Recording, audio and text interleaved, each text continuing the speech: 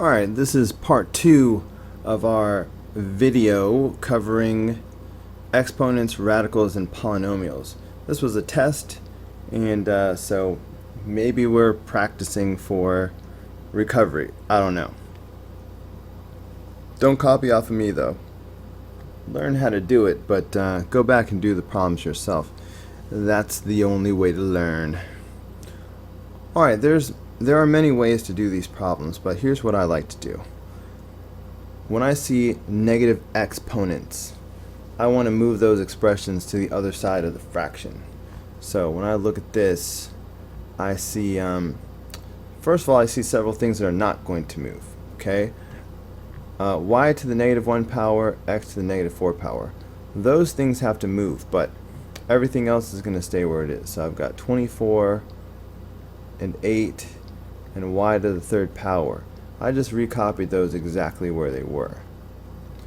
Now, this one is going to drop down, and this one is going to go up. So y to the negative 1 power, that's going to drop down and become just y. X to the negative 4 power is going to go up and become x to the positive 4 power. So now we can simplify this more.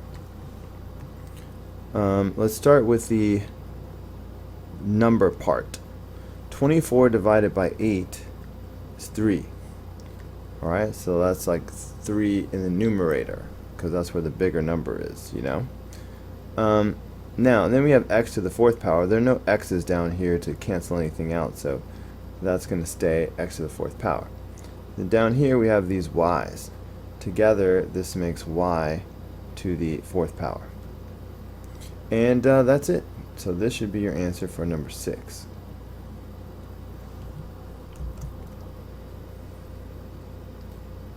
Number 7. Alright, here's what I recommend on number 7. We've got 1, 2, 3 factors in here. Okay, I'm going to write them separately. I've got 3, I've got x to the 4th power, and I've got y to the negative 2 power. Okay, then I've got this negative 3 out here. Well, this power of negative 3 needs to be applied to each of these factors. So I've got 3 to the negative 3 power, right? I've got x to the 4th power to the negative 3 power, and I've got y to the negative 2 power to the negative 3 power. So what about it?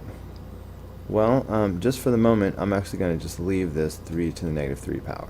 But when you have a power raised to a power, you multiply. So this will be x to the negative 12th power.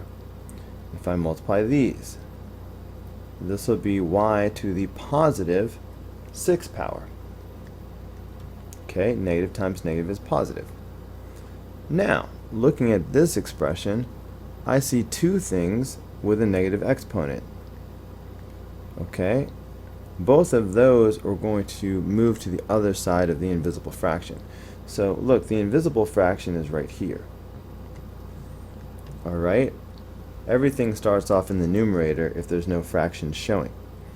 So these two things are going to drop down.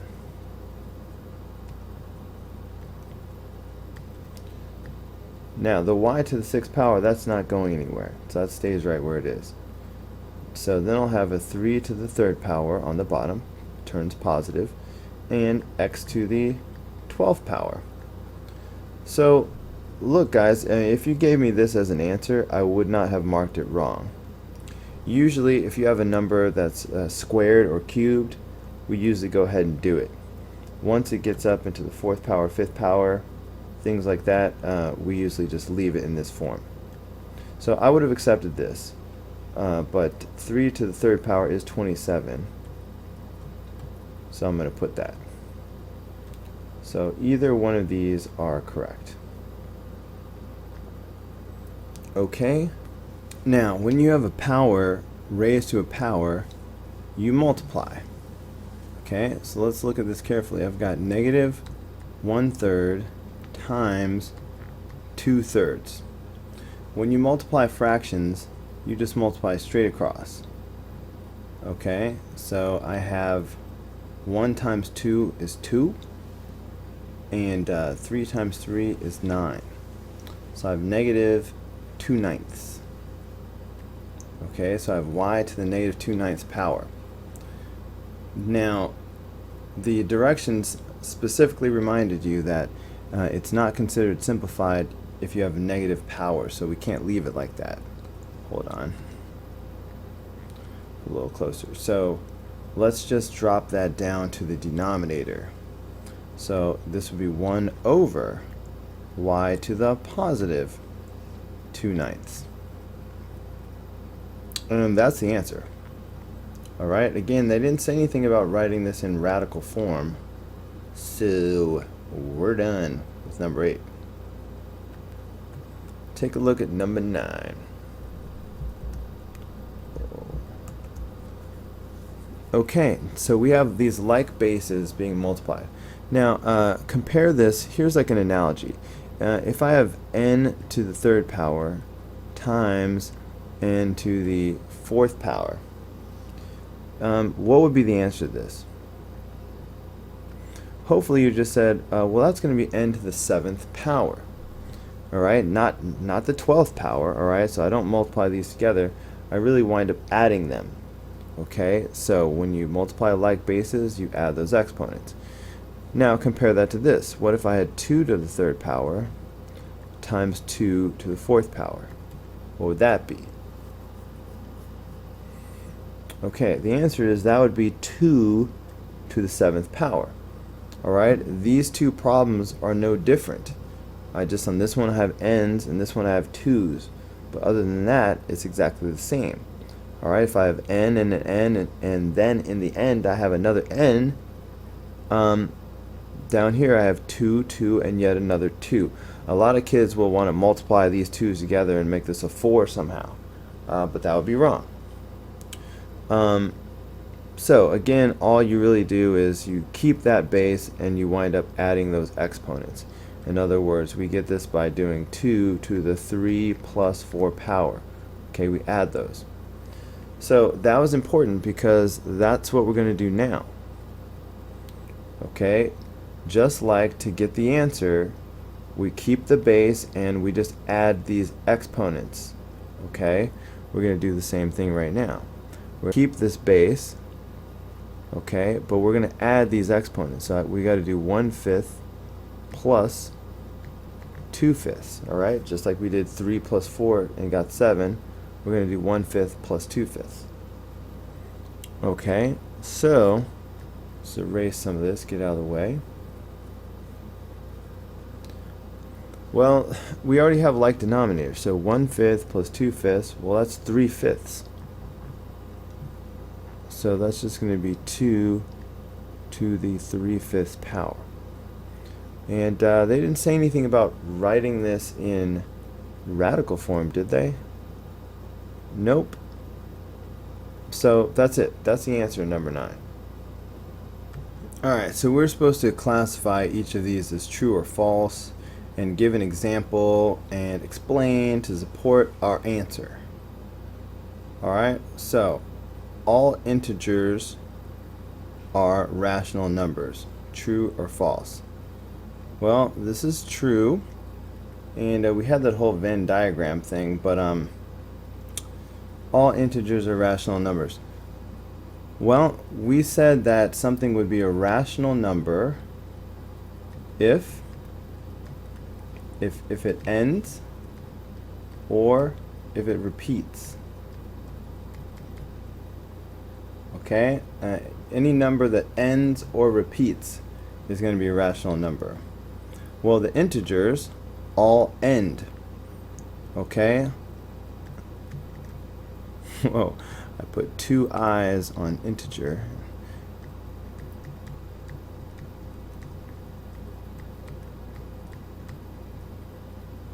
Okay, boom. That's one good explanation right there. For example, -7. It ends. Now, here's another explanation. Okay, something else we know about rational numbers is they can be written as a fraction of integers. Alright, so rational numbers, you say? Well, that's got to be a fraction of integers.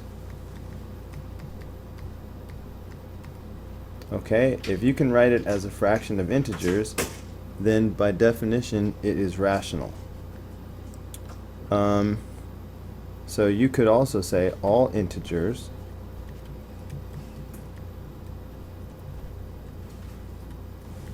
can be written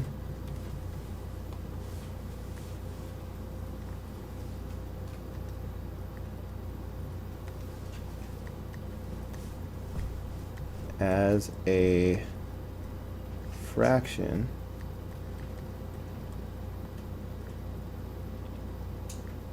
of integers.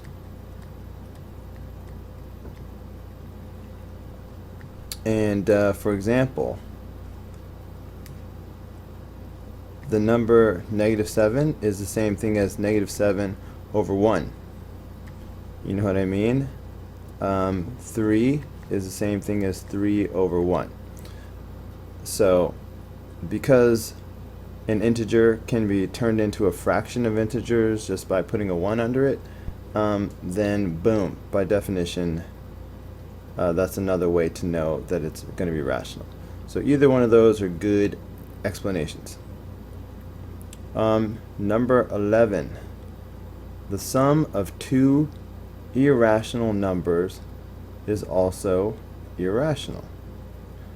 Yeah, that's definitely true. That's true because irrational numbers do not end or repeat.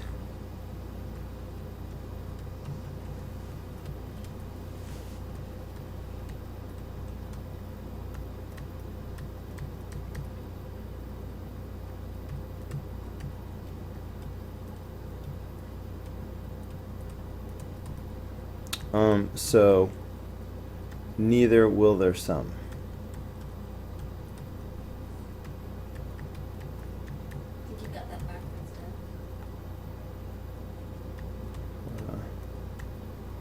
Irrational. Okay, so cube root. Cube root. That means we need perfect cubes that divide evenly into here. So remember, 2 to the third power is 8. 3 to the third power is 27. 4 to the third power is 64. So as far as this problem goes, 64 is already too big. So I need one of these cubes to divide evenly into 56. Otherwise, I'm stuck. Luckily, this 8 is one of my multiplication facts, right? So let's use the 8. So I can separate 56 into 8 times 7. Alright, gotta know your multiplication facts. I found a few of you never learned your multiplication facts. Guess what? That's gonna come back to haunt you right now. Not too late to learn them. You know, just sit down over the weekend and start studying. So that's 8 times 7. Now, I put that 8 in red because it will simplify. So the cube root of 8 is 2. Alright, that's where it comes from. So this is going to just become a plain old ordinary 2 on the outside of the radical. And then this is going to become the cube root of 7. So that's your answer. Now let me show you how to check your answer. Okay? So even though your TI-30 XS multiview will not simplify this for you, it just makes decimals out of it, you can still check your answer because, let's see, the original problem was a cube root of 56. So cube root, type the 3, second caret, alright, wait, type the 3, second caret, alright, I must have missed. Alright, cube root of 56. That decimal is 3.82. Okay? So this is approximately 3.82. Did I remember that right? Yeah. Now, if this is going to be the right answer, the decimal form should be the same thing. Should be exactly the same. So let's type in 2 cube root of 7 in the calculator and see if it agrees. Okay, 2, and we'll have to do 2 times. Now for the cube root, you do the 3 and then second caret cube root of 7. Alright, and on the calculator you can see all the decimals, like 9 of them. Alright, 82586, 82586. So you can see the decimal form of both the original problem and your answer are the same. So they're equivalent. So that's how you can check your answer. Alright, in the meantime, let me put a box on it. Alright, let's look at number 13. Well, we love square roots because the calculator does square roots. So you have no excuse for getting any square root problem wrong. So first, let me just show you that just to emphasize to you how silly you should feel if you got this problem wrong. I mean, I'm not trying to rub it in, but don't do it again. So square root of 20, that was 2 radical 5. So, you know, I'm shaking my head. You can't see, but I'm shaking my head at you. So we know the answer is 2 radical 5. Now let's go back and see how to do it by hand, because you should know that as well. Perfect squares, right? So we're talking about 4, 9, 16, 25. Alright, well 25 is already too big. Okay, so which one of these will divide evenly into 20?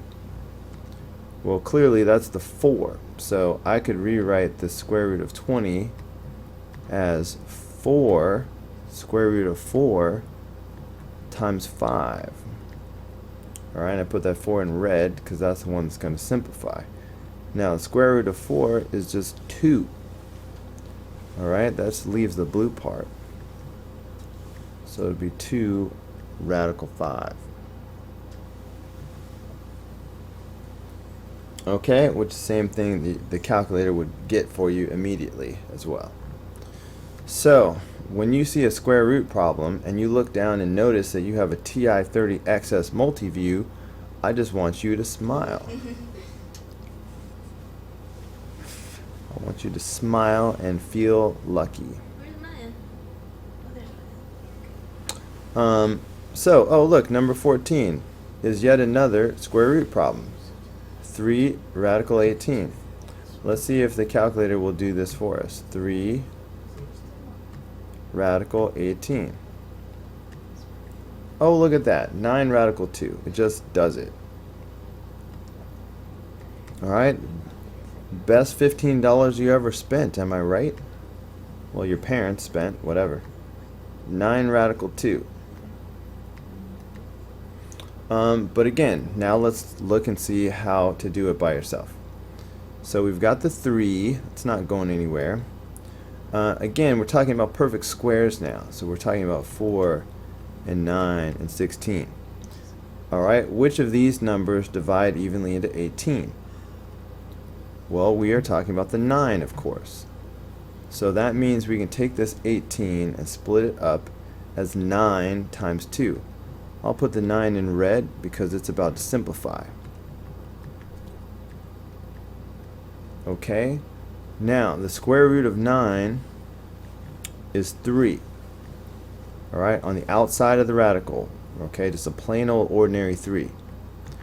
Now this square root of 2 is stuck inside the radical, and this 3 is going to just come down. And that's why the answer is 9 radical 2, because 3 times 3 is 9. Okay? But yeah, the calculator definitely would have done that for us immediately. Alright, this video is long enough, so I'm going to stop this video here, and we will pick up with number 15 with apparently some operations, some radical operations. This will be the next video. Check it out.